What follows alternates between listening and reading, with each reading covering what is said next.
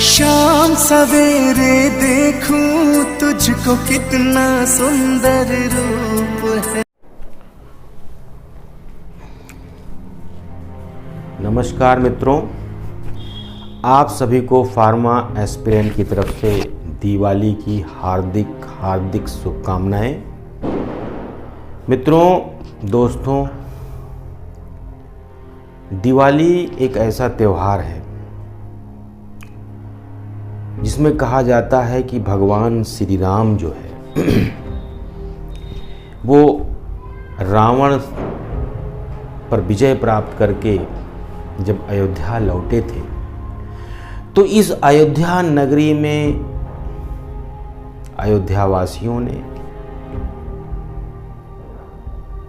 बड़े ही खूबसूरत तरीके से इसे सजाया, संवारा और दीपों से इसको जगमगा दिया था। आज के इस सेशन में मैं सिर्फ आपको कुछ बातें बताना चाहता हूं जो आपके जीवन के लिए अति आवश्यक है, एक सफल जीवन के लिए अति आवश्यक है। देखिए, भगवान श्री राम की बात कर लें थोड़ा। भगवान श्री राम का जन्म अयोध्या में हुआ, मां सीता से उनका विवाह हुआ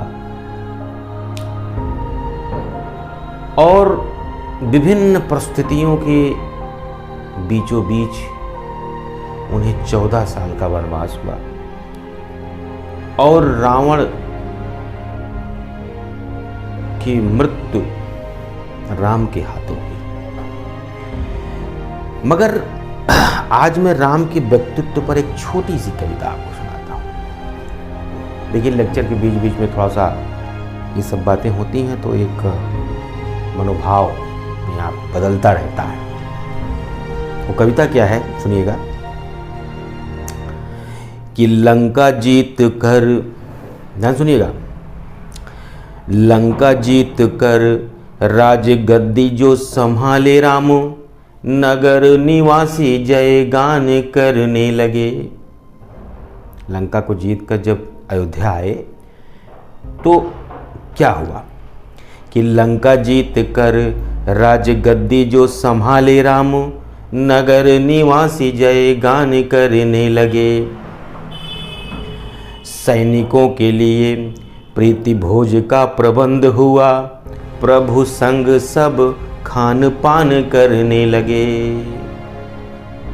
सबने प्रशंसा किया खटरस व्यंजन की और सबसे अधिक हनुमान करने लगे। और राम जी से पूछा गया, ध्यान सुनिए, राम ऐसे राम नहीं हुए, राम का व्यक्तित्व देखिए कि लंका को जीतने के बाद भी उनके मन में कितनी बातें थी, मगर अहम नाम की कोई चीज़ उनके मन में नहीं थी, मैं नहीं था। और एक तरीके से हनुमान जो थे वो राम की चापलूसी के करते हुए उन्होंने कहा कि नहीं, भगवान श्री राम, भगवान आपके यहाँ का जो भोजन है वो बड़ा ही प्रिय है, बड़ा ही सुंदर बना हुआ है। तो इस पर राम का क्या जवाब था, ध्यान सुनिएगा। कि सबने प्रशंसा किया खटरस व्यंजन की, सबसे अधिक हनुमान करने लगे। और राम जी से पूछा गया, राम मुस्काए और सबरी के बैर का बखान करने लगे। सबरी के बैर का बखान करने लगे। अब देखिए, एक व्यक्तित्व की बात मैं कर रहा हूं। अगर कोई और इस चीज में आता तो शायद उसके अंदर इतना घमंड होता, इतना, जैसे कि आजकल आप देख रहे हैं, इतना ज़्यादा घमंड होता कि वो जो उससे कहा जाता वो उसमें फूला न समाता। मगर राम ऐसे नहीं थे। ऐसा व्यक्तित्व पाने वाले को हम भगवान की दर्जा क्यों न दें, देंगे। ऐसा बनना बड़ा मुश्किल काम होता है। अब हम आते हैं दूसरे मुद्दे पर। जीवन में कठिनाइयाँ हर वक्त मोबाइल खड़ी रहती हैं। इन समस्याओं के बीच भी हमें अपने आप को मोटिवेट करते रहना चाहिए।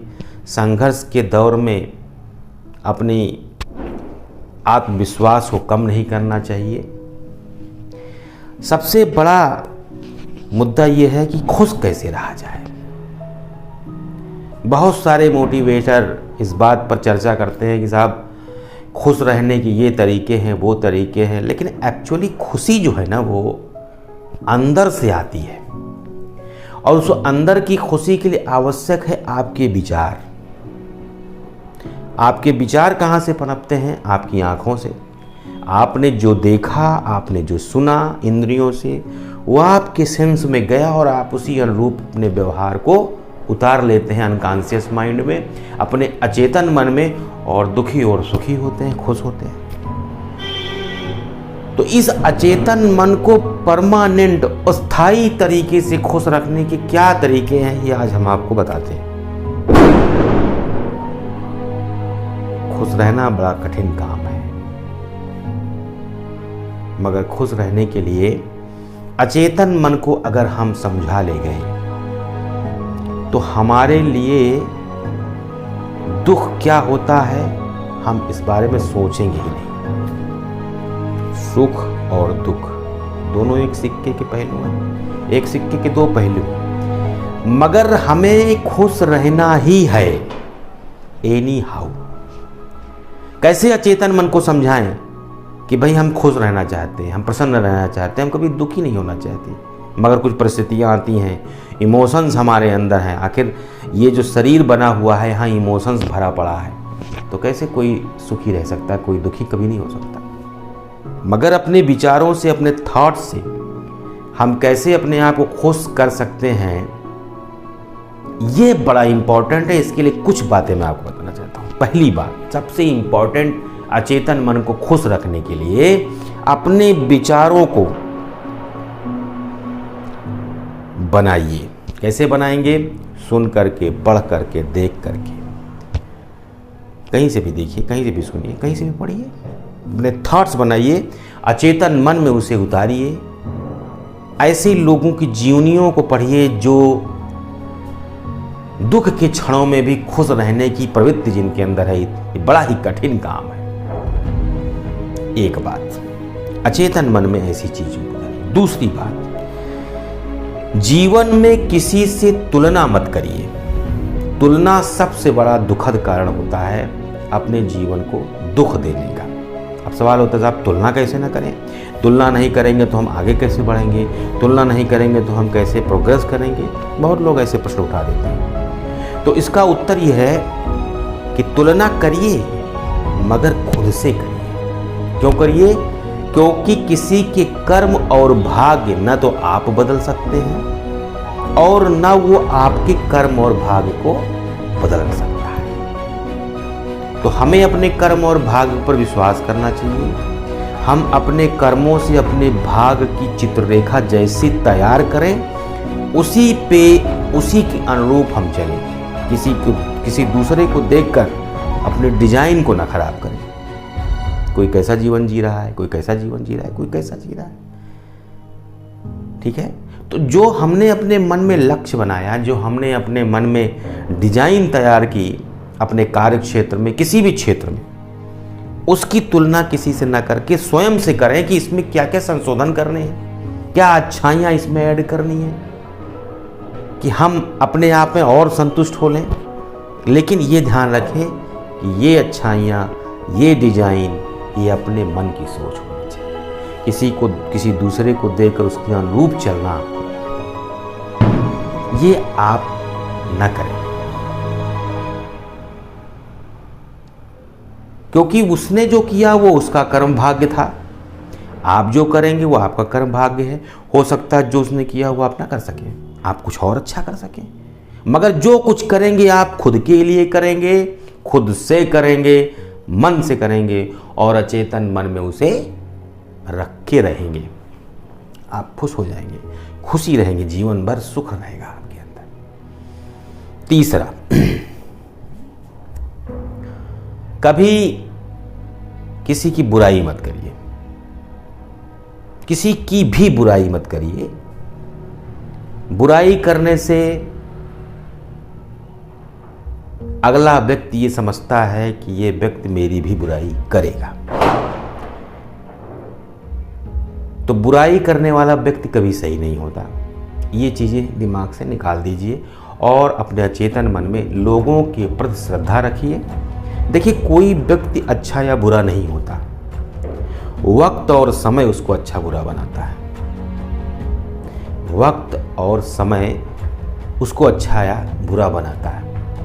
सब ईश्वर की संतानें हैं, सबके मन में वही चीज़ें हैं, सबकी आत्मा वहीं से उत्पन्न हुई है। बचपन देख लीजिए, हमारा बिल्कुल क्लीन चिट होता है। जैसे जैसे हम बड़े होते हैं, हमारे संस्कार हमारे अंदर जाते हैं और दूसरे के प्रति हमारा नज़रिया बदलता जाता है। तो हमारे नज़रिए में अगर हर व्यक्ति के अंदर हम केवल उस आत्मा को देखें, उस परमात्मा को देखें, हम जान रहे हैं वो ऐसा नहीं है मगर वो ऐसा कर रहा है क्योंकि उसकी मजबूरी है। तो मित्रों, इस छोटे से सेशन में सिर्फ मैं इतना कहना चाहता हूँ, खुश रहिए, लक्ष्य को प्राप्त करने के लिए सदा अनवरत प्रयास करते रहिए। दूसरों से तुलना मत करिए, दूसरों से तुलना करने पर आप अपनी खुशी को ही फीका कर लेंगे। और भविष्य की कभी चिंता मत करिए, भूतकाल की गई गलतियों को वर्तमान में सुधारने का प्रयास करिए और भविष्य को इस वर्तमान के द्वारा उज्जवल बनाने की कोशिश करिए। अगर आप हार गए हैं, अगर आप असफल हो गए हैं, तो सफलता के लिए एक नया कदम बढ़ाइए।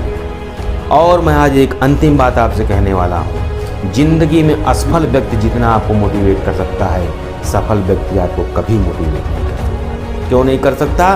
क्योंकि असफल व्यक्ति ने जीवन में बहुत कुछ संघर्ष से सीखा है, उसने अपने आप को परिपक्व किया है, तब वो आपके सामने आज खड़ा होकर बोल रहा है। कोई सफल व्यक्ति जिसे अचानक हवा में सफलता मिल गई हो, मैं बुराई नहीं कर रहा, बहुत से ऐसे लोग हैं कि जो बिना कुछ कर्म के, बिना कुछ संघर्ष के ही सफल हो जाते हैं, ऐसे होते हैं। मगर कहीं ना कहीं उनके जीवन में, उनके पूर्वार्ध में ऐसा संघर्ष था, तो आज वो सफल हुए।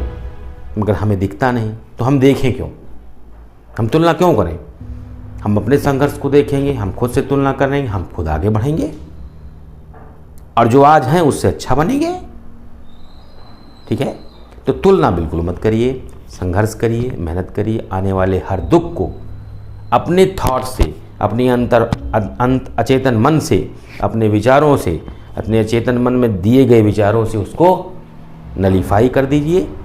जीवन सुखमय हो जाएगा, आनंदमय हो जाएगा और आप भी सफलता अपने अनुरूप जो आपने सोची है वो आप प्राप्त करेंगे और संतुष्ट हो जाएंगे। हमारा मेन मकसद होता है संतुष्टि,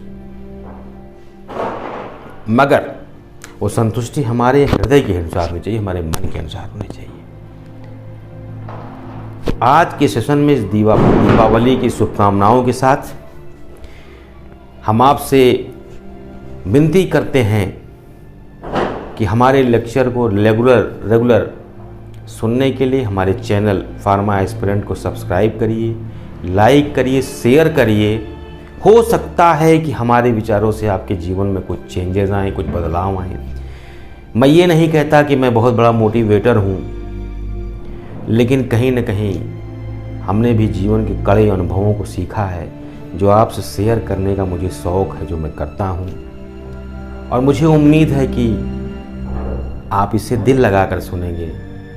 इसी के साथ आज का ये सेशन समाप्त करता हूँ। नेक्स्ट सेशन में हम आपसे एक नए लेक्चर, एक नए चैप्टर के साथ मिलेंगे। तब तक के लिए शुभ रात्रि, धन्यवाद।